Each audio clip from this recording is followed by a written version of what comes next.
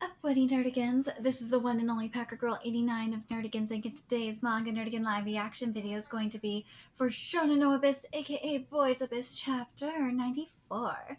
So before I get into this recap and live reaction, let me just remind you to hit that like, share, and subscribe buttons.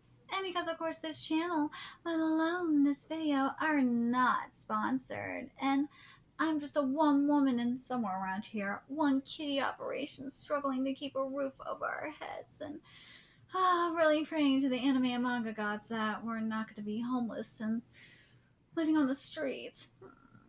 But if you love what we're doing and want to help keep this operation alive and kicking so we can keep bringing you more anime and manga content, whether it be news, analysis, or live reactions like this one, feel free to hit up our Cash App and PayPal. Links are in the description box below. So, last chapter, I mean, I understand what Mori was dealing with. I mean,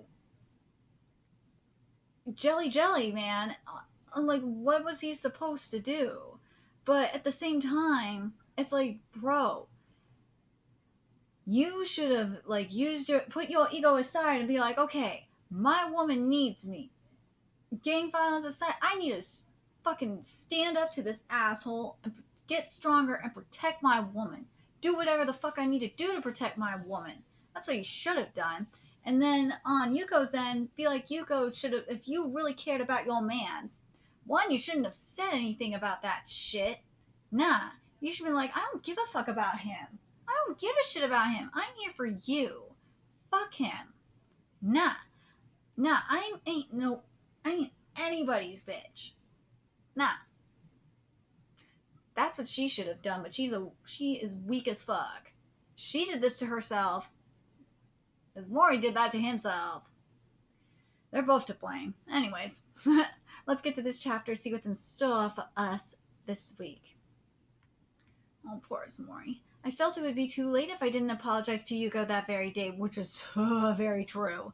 Aiming for the light, and this chapter is titled, The Girl Laughs Gracefully. I went running toward her home in pitch darkness.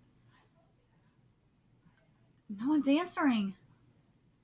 The lights are out in Yuko's room. Wonder if her dad's here.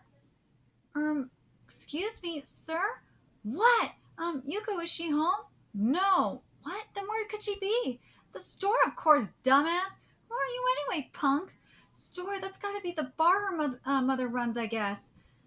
She shouldn't. I don't have anywhere to run to anymore. Mom is in that room with the customer. She shouldn't have gone anywhere near there since then, though. At the store, of course, dumbass. Her father's words felt strange to me. But back then, all I could think about was whether Yuko had gone to Uri or not. There's a light on in the second floor, so Yuko is here after all. Can't go in there. The bar should close at midnight. Not that long left. Enough. Quiet down already. Bye. Mama. It's over. Her mom, she's by herself? Where's Yuko? The light in the window went out. I thought she'd come down soon after. I waited for her, but minutes passed and she didn't come out. Was Yuko sleeping there by herself that night? I thought about not knocking over and over, but I couldn't bring myself to for some reason. I just kept waiting. I wonder how long I was there. Suddenly, the light in the second floor window came back on. A middle-aged man I didn't know came out. He didn't notice me as I was hidden in the darkness. He closed the door with a practiced hand and left. Yuko. She must have been home after all. Her dad's just a filthy liar. Then again, why are the lights still on? I'll be right down, just a sec. How she could laugh like that then was something I couldn't comprehend. Had it been Uri who had come through that door, I would have cried out of frustration. I ran off. Can't be seen. All I could feel was dread.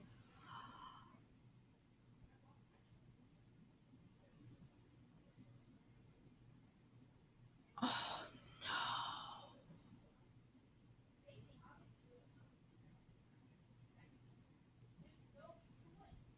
Let's go back.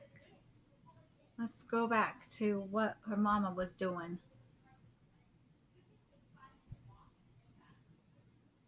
Look at her mom.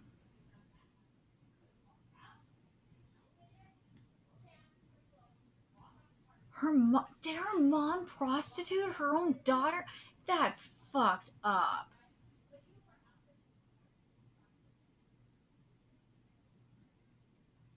But you know what? After especially like what I saw and what I've been seeing in series, like Togen Anki and oh god, what's the other series? And Noragami. This would not surprise me. Nah. Yuko's virginity was sold off. It was sold off to the highest bidder. That's disgusting. That is disgusting. It doesn't surprise me. Nope. But who ordered her to do it? Who did it? What? Who was the one that did it? Was it her? Because I'm trying to see the look on her mom's face is just somber. So it feels like this was something that her father did because he said, of course she was at the store, dumbass. So I think this was her father. Father totally forced her mother to do it. Oh, damn straight it was her father forced her to do it. This is battered wifey syndrome. Mm-hmm.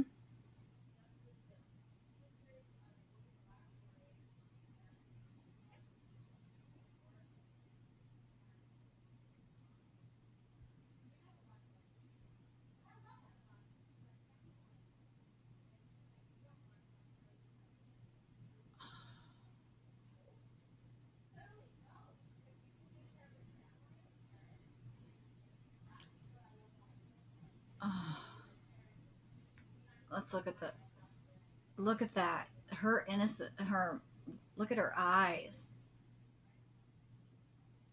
The innocence is gone.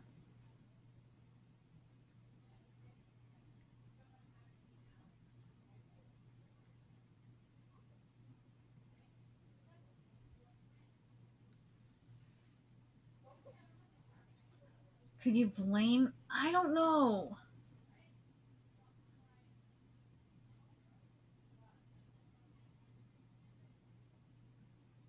I don't know what I'm curious what you guys would do in that kind of situation.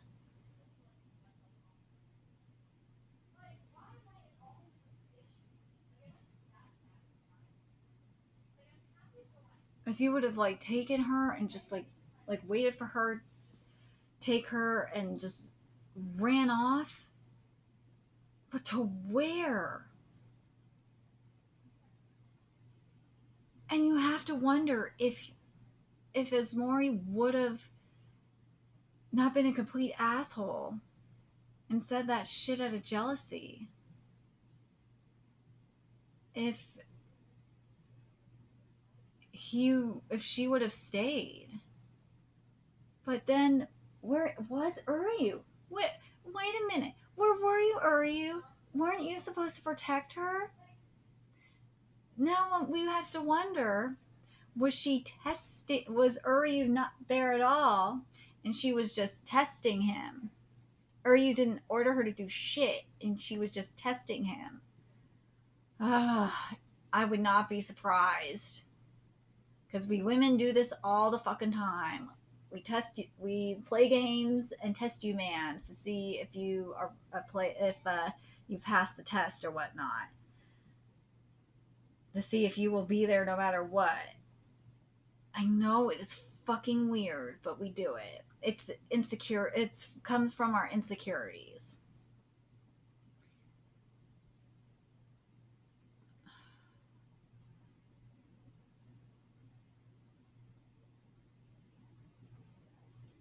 But I feel like if he would have But if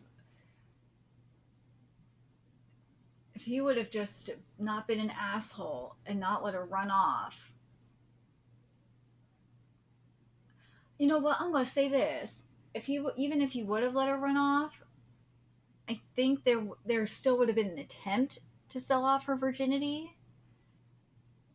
But I think Yuko would have fought against it more. And actually, you know what? Gotta wonder if this has been building up. She's been fighting it, and because of what happened with Mori, that she just said fuck it and surrendered.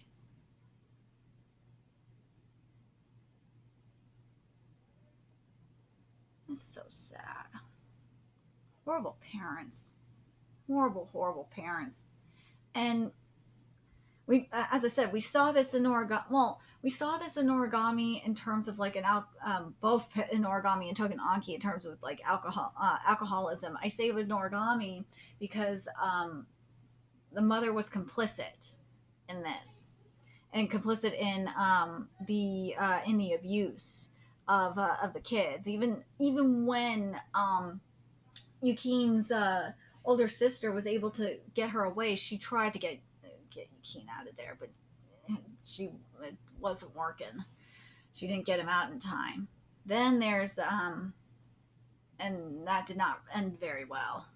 Then there's Togen Anki, which is very interesting because Togen Anki, very similar situation to this. Actually, almost the exact situation of this.